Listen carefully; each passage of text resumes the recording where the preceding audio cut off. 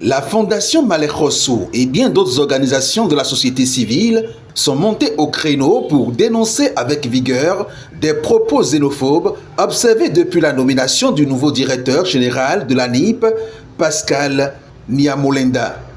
Nous, imams, alpha et non-alpha, membres de la Fondation Malek Rosso, invitons chaque concitoyen béninois à appréhender la situation avec beaucoup de patience et de hauteur.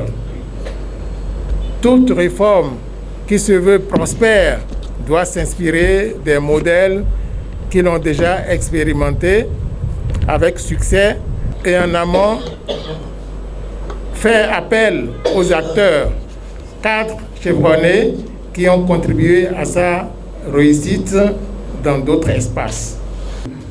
L'ANIP, ce n'est pas une structure politique, c'est une structure purement technique. Le gouvernement, notre gouvernement a fait appel à une compétence internationale. Vous savez, dans mes blagues, je dis toujours, voilà, il y a l'ANIP, il y a un Béninois à la tête.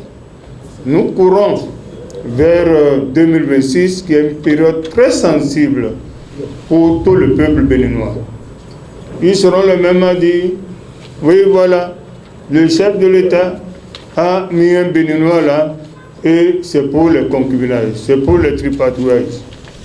Maintenant, le président dit non, je veux être neutre, en faisant appel à une compétence qui n'est pas béninoise.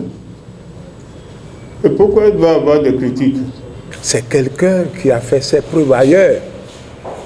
Et il faut avoir le courage de le dire. Ceux qui travaillent dans la maison ont compris que ce monsieur-là connaît.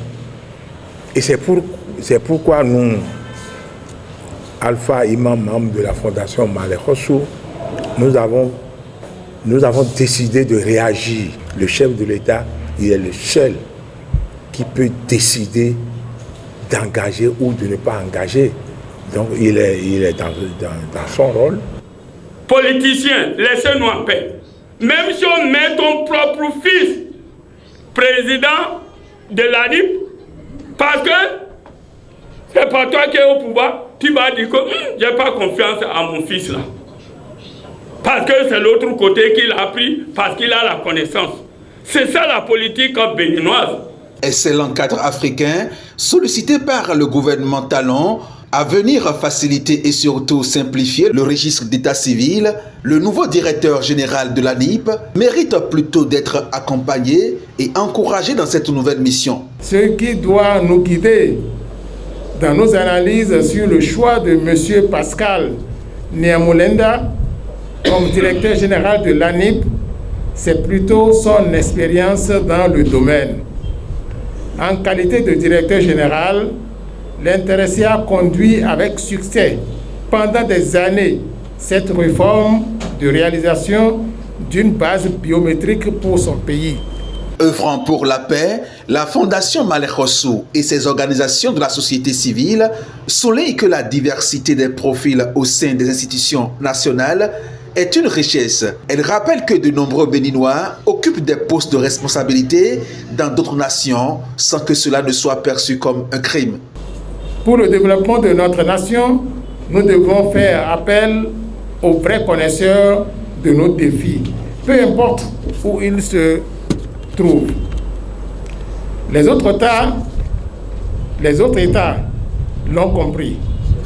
À titre illustratif, nous pouvons citer nos compatriotes béninois assumant des fonctions de maire en France et d'autres à des hauts niveaux de responsabilité dans des pays tels que le Gabon, la Côte d'Ivoire et j'en passe. Ces ouvriers de la paix et de l'unité nationale ont par la même occasion exhorté la CEDEAO à avoir cette même conception dans la crise au Niger qui déteint sur plusieurs autres pays africains, dont le Bénin.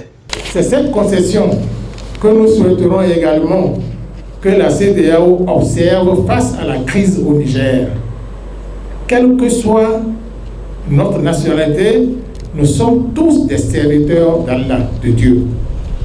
Donc, frères et sœurs, et au nom de cette fraternité, nous, imams, alpha et non-musulmans, membres de la Fondation Malek Hossou, nous prosternons devant le Créateur pour demander l'ouverture des frontières entre le Niger et ces autres pays limitrophes, dont le Bénin. Nos frontières sont fermées avec le Niger, ça fait bientôt 3 mois, et nos populations souffrent. Ça, il faut. Moi, j'étais là-bas la semaine passée. Ce que j'ai vu, c'est horrible.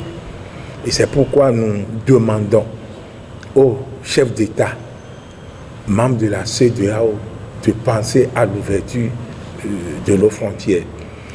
Nous, on n'a pas besoin d'attaquer le chef de l'État, dans la mesure où il ne peut pas se désolidariser des autres.